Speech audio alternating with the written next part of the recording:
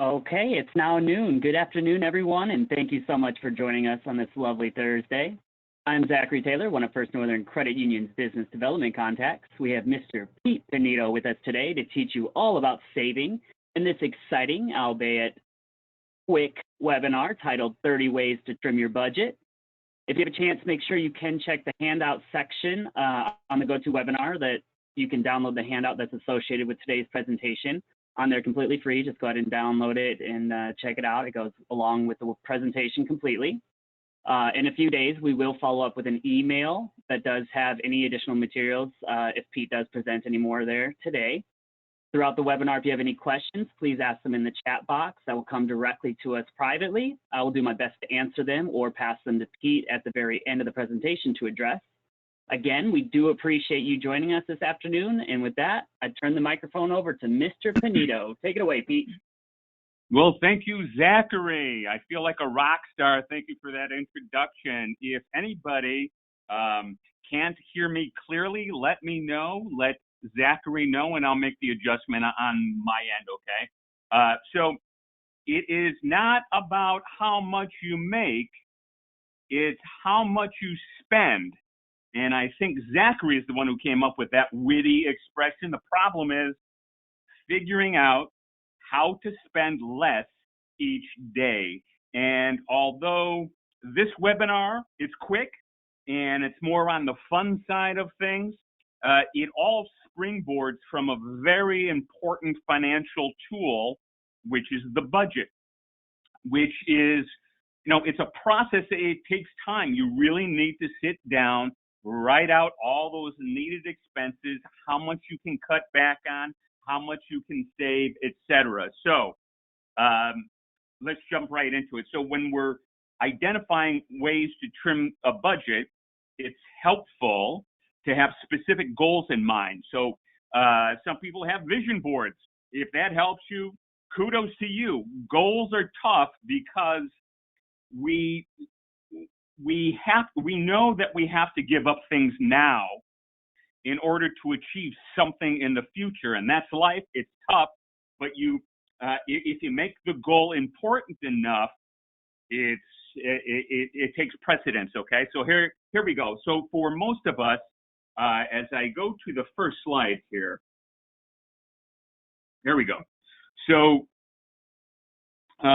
most of us, there really isn't one single expense that will solve all the money problems. So we've come up with this quick 30 ways list, okay? Keep in mind that all these suggestions won't work for everyone. So take the ones that you like, leave the ones that you don't. Food expenses, first slide, takes up a significant portion of our budget, which is why it's number one on the list here. So it's simple. We want to plan. Planning is throughout this whole webinar. Planning for meals away in this specific slide from home.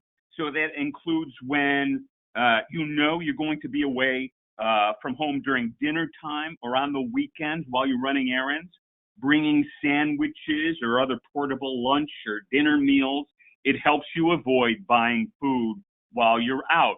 So brown bag those lunches. So you want to take the time to have snacks prepared and ready in the fridge. Examples would be my favorite, peanut butter sandwiches. That's a meal in and of itself as far as I'm concerned. Plates of cheese and crackers. It's not requisite, by the way, that you have wine with the cheese. Fromage et viande, as they say. Sliced up fruit and carrot sticks and hummus, and you save time and money, and you'll be assured that you and your family are eating healthy, not eating junk foods. And these are just the examples of real easy snacks to grab on your way out for when you do errands as well. Okay. So, as I mentioned, you have to take the time and you have to plan ahead. So planning menus to make one or more large meals for the week most of the time, a single recipe in larger quantities will be cheaper than purchasing ingredients for a completely separate meal, right? So now, personally, I've been on a kick where I make this healthy soup slash stew. I don't know exactly what it is, so I call it a stew. Vegetables and beef. It's hearty stuff, and it's healthy stuff, and it's my dinner all week. So Sunday night, I prepare it with music and a glass of wine, maybe more than just a glass of wine. So large pots of soups and casseroles they're great for leftovers or to freeze and defrost later in the week. Maybe convince your family to help you chop and prep and bake those meals together. That's what breaking bread together is all about, right? Not just to eat, but to make and bake together. So not only will you save money, but you'll also be spending quality time with your family. It's a tough sell sometimes. I'm still trying to get my family to sing Christmas carols together once a year. It's only once a year. But the bottom line here is you can avoid the dining out dollars, which definitely adds up very quickly throughout the week, okay? Number 4, shop seasonally. Okay, so this makes sense. Fruits and vegetables that are in season, they tend to be less expensive than those that are out of season. So this, of course, will help you save money and you eat fresh at the same time. That's a 2-for-1 right there. Okay, so when you spot those good deals, you want to buy the extra produce. There's many foods that can be preserved by freezing and washing, and you want to wash and chop them up first, and then you can take a step further and you can canning, fermenting, and drying and dehydrating foods. This next slide, if you want to buy organic, you've got to do your research and understand which produce items are the least likely to contain pesticide residue. And because organic costs more, you want to save your money to buy the organic varieties of non-organic produce that tend to have the higher amounts of pesticide, okay?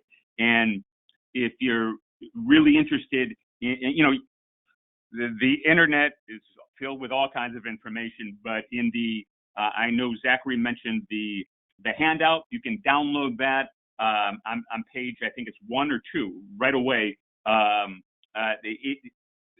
that handout, it has a link to a video from Consumer Reports, and you can get additional information there, okay?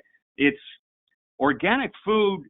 I think on the report, I perused it, comes out to like almost 50% more expensive than your non-organic counterparts, but there's a very large range.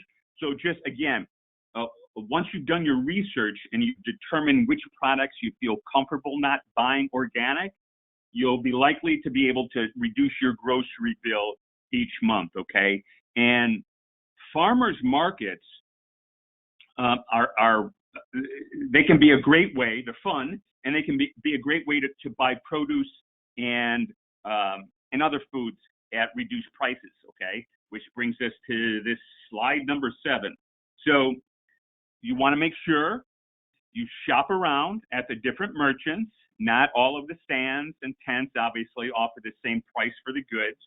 And you may find that merchants that are located closer to the entrance may charge higher prices than those further from the entrance, okay? That's tip number 1. Also, when you go to the farmers markets, it can be fruitful, that's a pun intended, for your wallet to shop near closing time.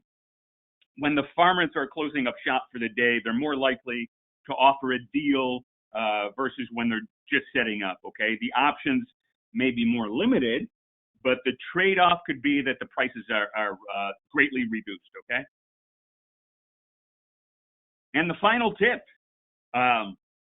in the farmers market group, number 9 here, ask the farmers for recipes. If you see a vegetable that is a good buy, but you don't know how to prepare it, just ask for ideas.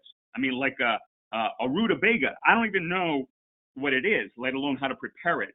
And of course, you can look up recipes online, but striking up conversations, as far as I'm concerned, is half the fun of going to these things. Okay. And the farm, and they would love to give you advice on their own farm to table meals at home. So you can get creative with your cooking, ask for suggestions from the pros. And I think this slide concludes our food portion of the 30 ways to trim your budget. Next slide, here we go. I don't know, I feel hungry right now for some reason, but we're gonna move forward. Health and dental care. So when you think about your health and dental care costs, you may think that you don't have much control over how much you spend in this area. And it's true, partially true, as you may already have the most affordable premiums available right now, okay? But if you focus on the expenses associated with these costs, you may find a few places that you can trim. And these have been much more popular, I guess, during the past year, the pandemic and the social distancing. But a way to save on your co-payments is you email your doctor instead of making the appointment. You can ask for a phone appointment, and you can do maybe FaceTime with the phone appointments with your doctor. You may not have to pay those co-payments, okay? At least for now. And that, of course, is if you're in a situation that you feel you don't need to actually see the doctor, okay?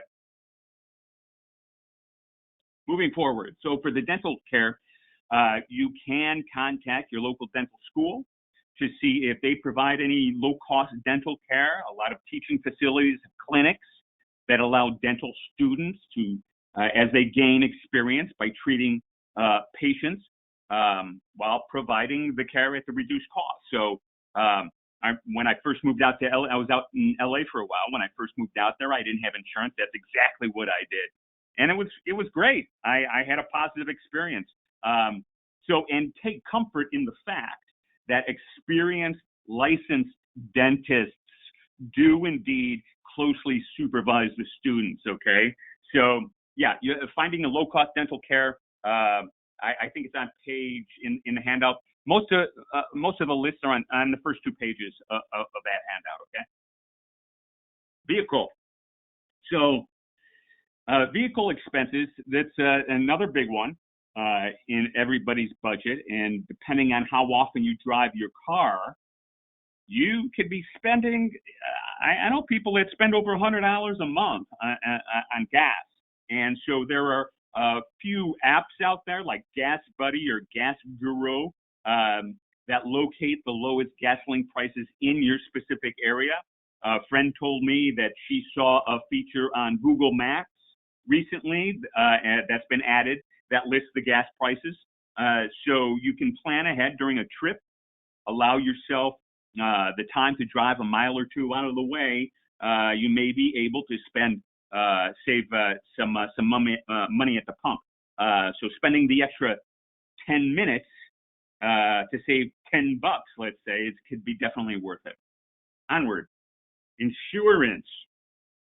So another expense associated with your vehicle, cost of insurance. Shop around with different insurance companies to see what they offer.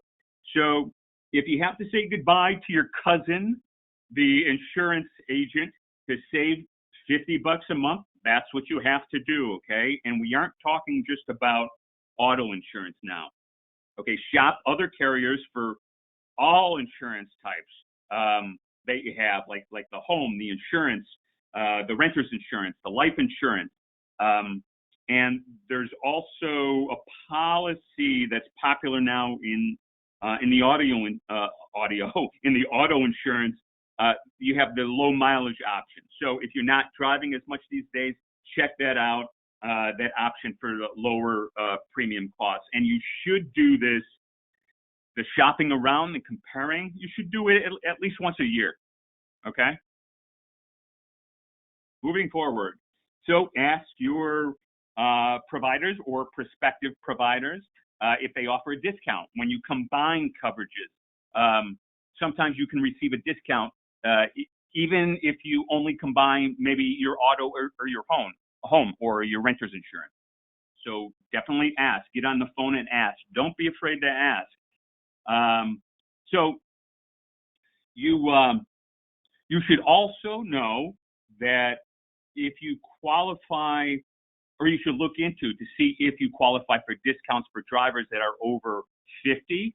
If you complete this, they have an AARP Smart Driving online thing that you can fill out. You can get a multi-year discount on your auto insurance. If you have teens in your policy, ask the carrier if they offer student discounts. I remember I did that when I was a kid. I was an A, B student. Okay, maybe a C student, but most of the time I was an A student, and I know my dad got some discounts.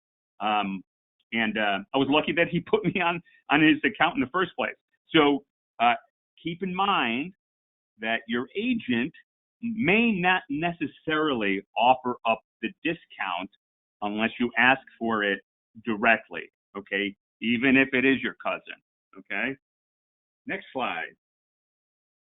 So the final tip here on the insurance is to call the carrier and ask to review your account to see what coverage you do indeed have. You may decide that you can lower your coverage. For example, if your car is paid off, or if you recently installed an alarm system in your home. So definitely, again, don't be afraid to get on the phone and ask. And speaking of homes, here we come. You'll want to start by reviewing your property tax card for any errors. Your property tax card is a list of all the information that has been gathered about your property over time by the local tax assessor's office. It includes like the size of the lot, the dimensions of the rooms in your home, any special features or improvements that have been made. Review the information and take note of any discrepancy so you can inform the tax assessor. I know that sounds like fun, but if you find mistakes, which are common, they have to make the correction or they conduct a revaluation, and that could lead to a lower property tax bill. And that's pretty awesome if you can get a reduction in that. Okay, next slide. I think it has to do, right. So ask the property tax department if they offer discounts or exemption programs for senior citizens or disabled persons. By the way, I would tap your real estate agent as a helpful source. Maybe he or she can do the initial legwork for you, okay? Here we go. Okay, so here's a funner. I don't think funner. I don't think it's a formal word, but I'm using it. A funner subject than taxes and insurance. So our pets need medical care just like we do, and the cost of their care can be just as expensive as our own. So like we reviewed ways to reduce the medical and dental costs for ourselves, there's resources available for pet care costs as well. So your animal requires veterinary care and you can't afford the treatment, contact the veterinary school, okay? They may offer, may be able to offer services at discount rates, okay? Humane Society, another great resource. Humane Society of the United States.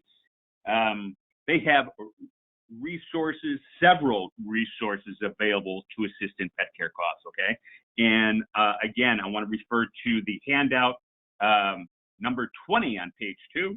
This is what I wrote down. It's a great resource. Okay, so this is another big one behind food and auto costs. It's the cell, internet, and cable bills, okay? So check with your current cell phone, cable, or internet provider to see if they're running any deals or promotions which you can take advantage of. shop around with other carriers, just like for insurance. There may be a different carrier that is offering discounts for new members.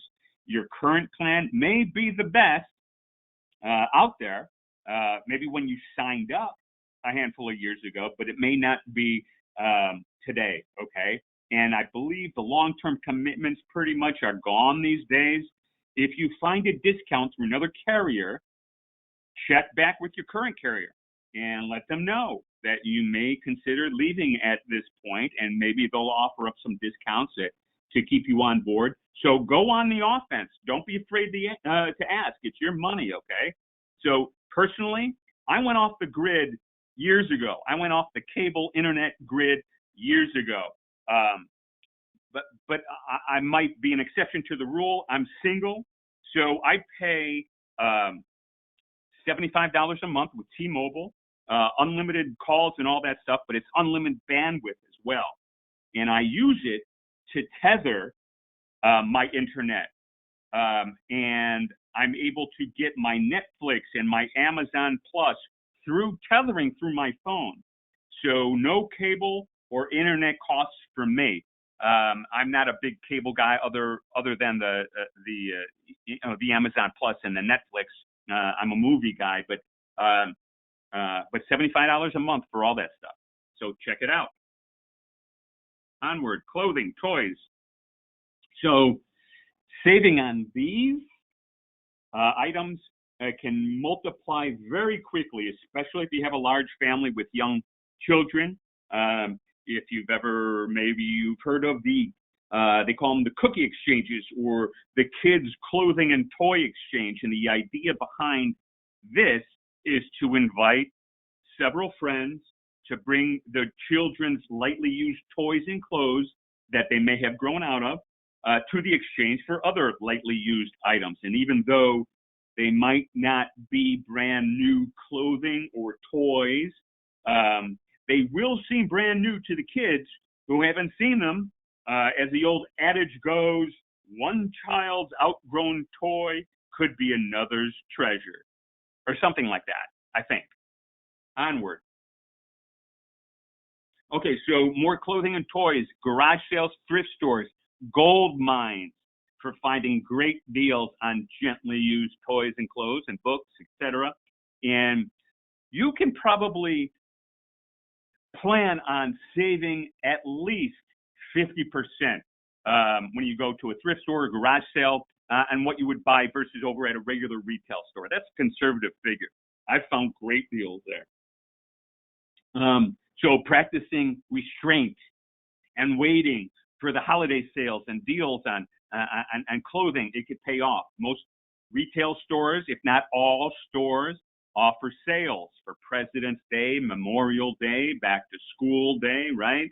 You could save up by stocking on the items on sale that you know you will need. Just make sure you do indeed need those items, because sometimes, as people of philosophical wisdom sometimes say, the best deal may be to not buy anything at all. So if you see a 50% discount on something, and in your mind psychologically, okay, I could save money, but but you're not saving anything if you really don't need it. You're just spending, right? Onward. Okay, so for all you parents out there, if your children are old enough, encourage them to find a part-time job, walk dogs, wash cars, hold bake sales, do the babysitting. I remember when I was a kid back in 1902, I used to deliver newspapers in the summer, and I shoveled snow in the winter. I don't know about delivering papers anymore, but I think the snow still falls down here in Chicago.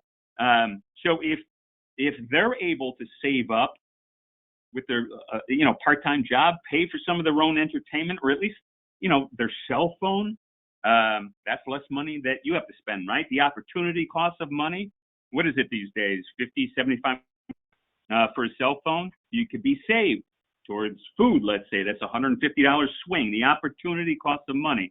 At the same time, the teens learn about money responsibility. It's a win-win all the way around, and everybody lives happily ever after. By the way, I think it's page 3 on the handout. If your child is interested in babysitting, the Red Cross offers babysitting and child care CPA course to help them acquire babysitting skills.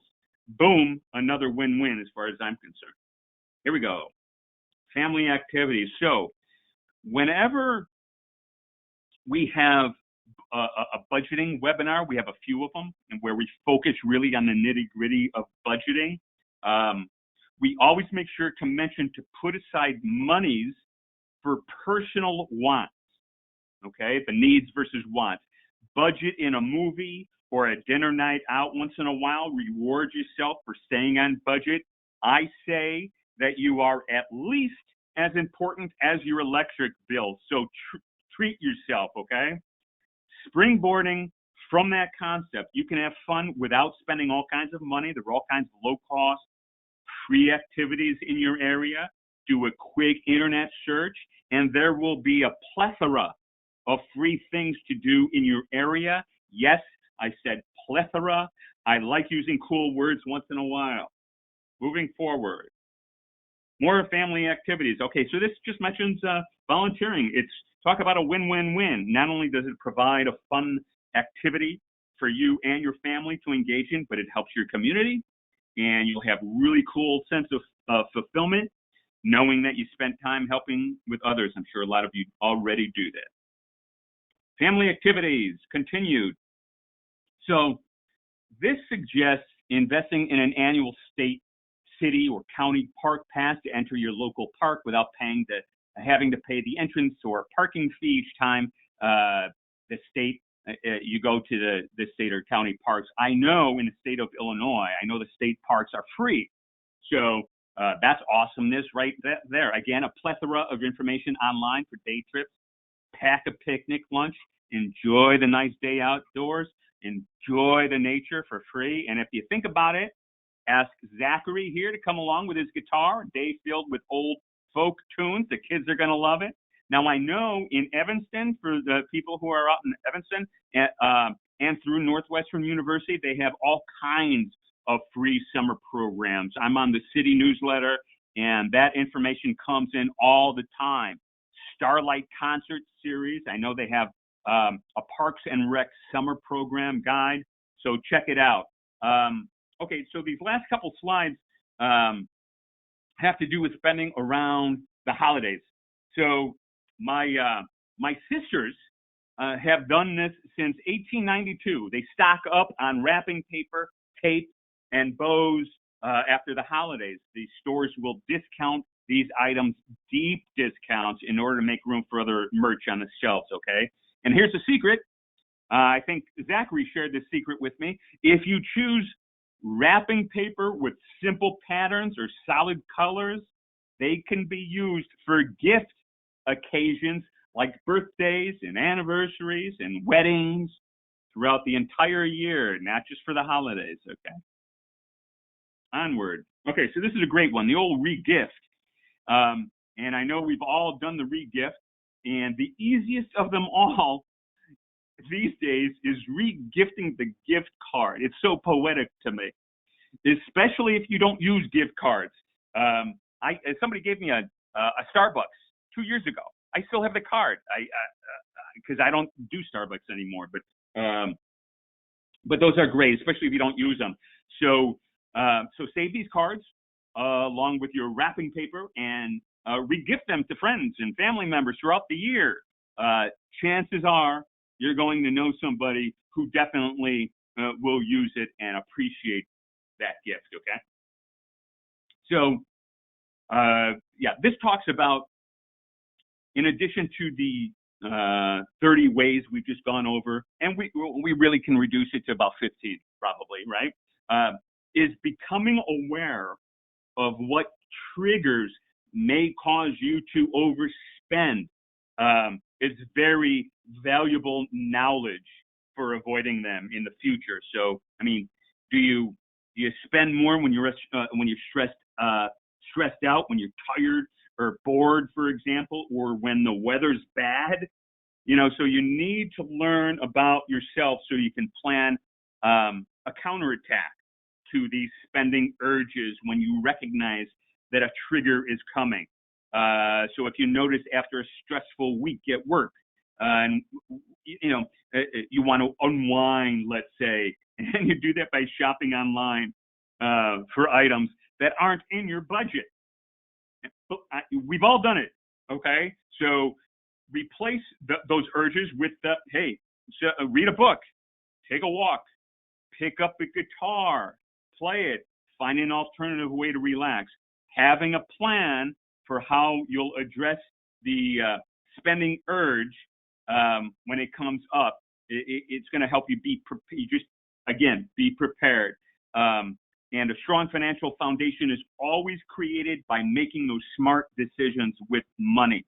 You may think that saving a few dollars here and there won't amount to much, but it's the combination of all your financial decisions, both large and small, that make up your overall financial health, okay? So the small everyday choices you make about how you spend your money, it matters just as much as the larger ones, okay? And that, ladies and gentlemen, concludes the presentation today. And like Zachary mentioned at the beginning, and I think he did, we do have a great website with many resources through our partnership with the City of Evanston at evanston.balancepro.org. On this site, there's resources, free financial guidance, services. We've got webinars up there like the ones that we just did today, online tools, articles, financial calculators, podcasts. You can download the transcripts. Just check it out. And Zachary, I see that you answered a few fun questions today. Are there any other questions that you see that I've missed?